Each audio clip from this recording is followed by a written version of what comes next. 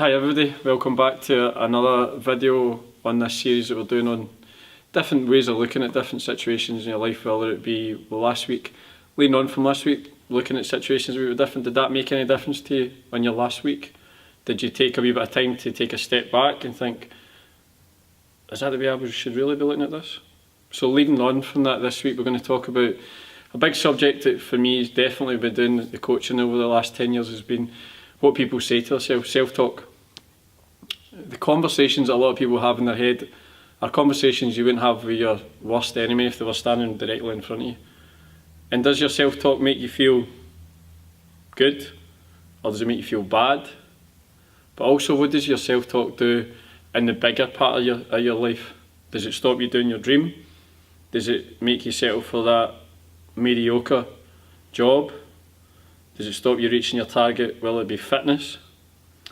Does it also affect the kids? Does your self-talk affect the way you speak to your kids as well? So examples of that I've saw in my life through my coaching is definitely people come to me saying, I really struggle to lose weight, I really struggle to get into exercise. So the first thing I generally ask them about this concept of not being able to do stuff is, why do you not like exercise? I'm not good enough, I'm not fit enough, I'm not fast enough.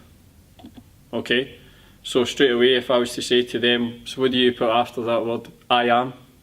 Which is very important what you put after this. So they say, I am not fit enough, I am not strong enough, I am not determined enough.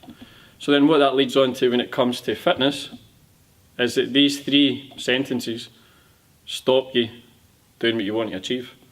So if we can change those three I ams to I am fitter, I am healthier, and I am in control. There are three things that a lot of people would love to have.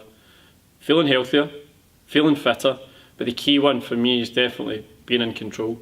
How many people are actually in control of what they do? With this subject that we're on today, self-talk, definitely when it comes to eating, you have very little control of that.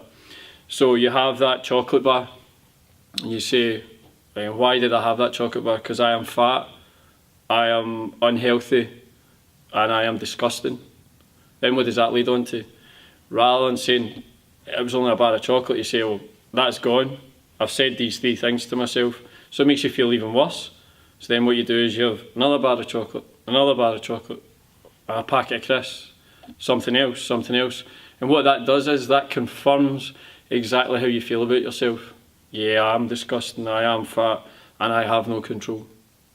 So what you do is by what you say to yourself, your self-talk, you create the opposite side of that by confirming how you feel about yourself. And how many people have walked into a job interview and said, before you've even done the interview, I'm not good enough for this job, I don't have enough qualifications to do this job, I'm not worthy of this job. So straight away you've killed yourself before you even walk in the door. I know a lot of you will be sitting watching this saying, well, if I say I am great, I am this, I am that, it's not going to make any difference. Well, saying what you've said just now has made a big difference in how your life is, isn't it? So what if we change it to the other way by saying, I am worthy of this job, I am good enough. But then flip it back to the situation we spoke about last week, of the scenario of the journal of your kid and your journal. You imagine you're in a situation that you have your daughter or your son's come in and said, people have said this about me and people have said that about me, but what that takes you back to is when you were that age. So what you do is you have that self-talk that comes in, and what that does is it changes how the advice that you would then give your child to say, it's their fault that they're saying that to you, it's this and this and this and that, rather than saying, okay, let's take a step back from this and say from your child's point of view, so is there anything you've done to create this, or is it how you're looking at the situation? These things are all very important, how the aspects of your life are going to fulfill.